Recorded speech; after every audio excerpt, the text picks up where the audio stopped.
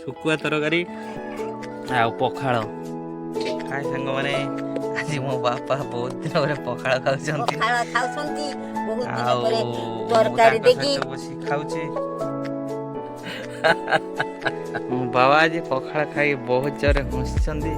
ଆଉ ତା ସାଙ୍ଗ ରହିଛି ପଖାଳକୁ ପୁରା ଚକୁଡ଼ି ଚକୁଡ଼ି ଖାଉଛନ୍ତି। ତା ସାଙ୍ଗ ରହିଛି ଶୁଖୁଆ, ଏଇଟା କ'ଣ ଶୁଖୁଆ ତରକାରୀ ଆଉ ପଖାଳ।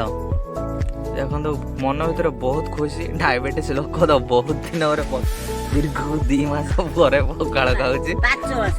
ଆଉ ଲୁଣ ଫୁଣ ପକେଇ ଚକୁଡ଼ି ଚକଟା ପୁରା ପଖାଳ ଖାଉଛି। ଆଉ ମନରେ ବହୁତ ଖୁସି ଏକାରେ